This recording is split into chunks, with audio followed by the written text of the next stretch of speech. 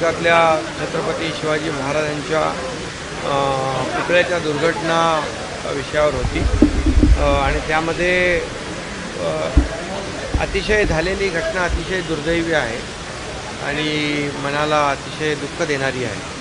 कारण छत्रपती शिवाजी महाराज हे आपलं महाराष्ट्राचं आराध्य दैवत आहे आणि नेव्हीने जो कार्यक्रम 6 महिन्यापूर्वी तिथे घेतला होता तो पण एक चांगल्या भावनेने त्यांनी कार्यक्रम घेतला, त्याचं उद्घाटन झालं, लोकार्पण झालं.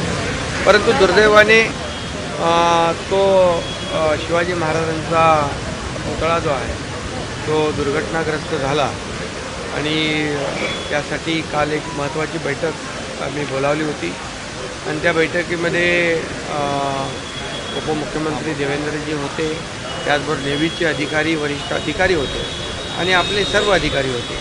त्या बैठकीमध्ये सगळ्यात महत्त्वाचं म्हणजे एक 2 जॉईंट कमिटी आपण केल्या. एक जॉईंट कमिटीमध्ये पुतळा दुर्घटनाग्रस्त झाला त्याची चौकशी आणि कार्यवाही जी काय आहे ती, आणि दुसरी जी समिती आहे ती त्यामध्ये देखील आपले तज्ज्ञ असतील, ज्यांना शिवाजी महाराजांचा पुतळा बनवण्याचा अनुभव असेल, शिल्पकार असतील, IIT असेल, इंजिनियर आहेत, आर्किटेक्ट आहेत आणि नेव्हीचे अधिकारी असे मिळून दुसरी एक जॉईंट कमिटी केली आहे आणि त्या कमिटीच्या माध्यमातून दोन्ही कामं ही जे काही पॅरलल होतील, कारण शेवटी शिवभक्तांच्या भावना तीव्र आहेत. लवकरात लवकर शिवाजी महाराजांचा पुतळा या ठिकाणी उभा राहिला पाहिजे ही भावना जनसामान्यांची आणि महाराष्ट्रातल्या तमाम जनतेची आहे. त्यामुळे त्याच्यावर जास्त आम्ही फोकस करतो आहे आणि म्हणून त्यावर अनेक जे शिल्पकार आहेत तेही तज्ज्ञ शिल्पकार एक्सपर्ट जे आहे त्यामध्ये त्यांनाही बोलवलं होतं. आजही मी काही लोकांच्याबरोबर बैठक घेतो आहे आणि तिथला जो क्षतिग्रस्त झालेला पुतळा जो आहे तो लवकरात लवकर उभा राहावा मजबूतीने आणि लोकांच्या मनातल्या भावना ज्या आहेत या भावना तीव्र असल्यामुळे त्याच्यावर जास्त आम्ही फोकस केलेला आहे. या घटनेबाबत आपण दिलगिरी व्यक्त करा, या घटनेबाबत आपण दिलगिरी व्यक्त मगाशी केलीच, मात्र दुसरीकडे पुतळ्याच्या उंचीबाबत प्रश्न आहे की उंची आता या पुतळ्याची आणखी दिव्य करणार का? दीपक केसरकरांनी देखील तसं काही मागणी केली आपल्याला. नाही, यामध्ये जी आता तज्ज्ञ समिती आहे तिथलं वातावरण, तिथलं हवामान, तिथला वाऱ्याचा वेग या सगळ्या गोष्टींचा विचार करून आता जो शिवाजी महाराजांचा भव्य दिव्य पुतळा उभा राहील तो म्हणजे कायमस्वरूपी त्याला एकदम मजबूत आणि भक्कम अशा प्रकारचा पुतळा उभा राहील, कारण ही तज्ज्ञ समिती त्यामध्ये निर्णय. सीएमचा पण प्रश्न असा आहे की विरोधी पक्ष आहेत तुमचे ते खूप आक्रमक झाले आहेत, ठिकठिकाणी आंदोलन करता आहेत, मोर्चे काढता आहेत, मौनव्रत ठेवत आहेत आणि तुम्ही माफी मागावी अशी देखील ती मागणी वारंवार करतात. नाही, बघा याच्यामध्ये झालेली घटना अतिशय दुर्दैवी आहे. नेव्हीने तो पुतळा उभारला चांगल्या भावनेने, परंतु दुःख देणारी घटना तर झाली आहे. परंतु मला एवढंच सांगायचं आहे, राजकारण खरं म्हणजे झालेली घटना दुर्दैवी आहे, पण त्याचं राजकारण करणं हेही त्याहीपेक्षा दुर्दैवी आहे आणि म्हणून विरोधकांना तर अनेक विषय आहेत राजकारण करायला. छत्रपती शिवाजी महाराज ही आपली श्रद्धा आहे, अस्मिता आहे, आपलं दैवत आहे, यावर राजकारण करू नये. आणि जर म्हणाल आपण की अशी मागणी ते करतायत माफीची, तर छत्रपती शिवाजी महाराज हे माझं आराध्य दैवत आहे आपलं सगळ्यांचं. त्यांच्या चरणांवर, त्यांच्या पायावर एकदा नाही 100 वेळा डोकं ठेवायला मी तयार आहे.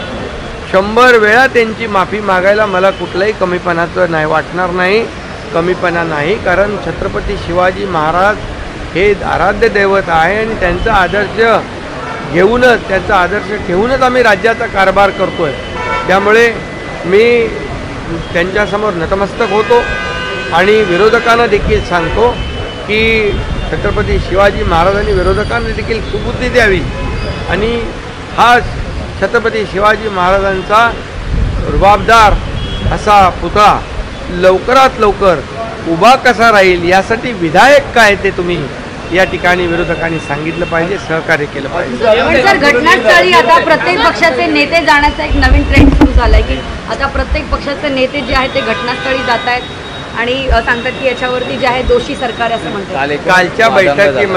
कालच्या बैठकीमध्ये नेव्हीच्या अधिकाऱ्यांनी विनंती आणि मागणी केली आहे की तो संपूर्ण एरिया संरक्षित करावा, कॉर्डन अप करावा, कारण त्यांना तिथलं जे काही सगळ्या गोष्टी ज्या आहेत त्याचा त्यांना तिथे पाहणी करणं आणि हा पुतळा पुन्हा लवकर उभं करणं यासाठी त्यांनी तशा प्रकारची मागणी केली. तुमच्या सरकारमधले उपमुख्यमंत्री अजित पवार यांच्या पक्षाकडून आता आपल्याच विरोधात आंदोलन होतं, ही कुठली भूमिका बघतो?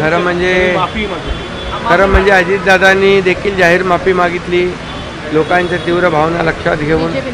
पण याच्यामध्ये मी एवढंच सांगतो की शिवसेना आमची असेल, भाजपा आहे, अजितदादा आहेत, आम्ही सगळे महायुतीमध्ये काम करतो आणि शिवाजी महाराज हे आमच्यासाठी राजकीय हा विषय होऊ शकत नाही. हा विषय आमच्यासाठी श्रद्धा आणि अस्मितेचा आहे. त्यामुळे कुणीही याच्यामध्ये राजकारण करण्यापेक्षा शिवाजी महाराजांचा भव्य दिव्य पुतळा तिथं उभा कसा राहील यासाठी प्रयत्न केले. मी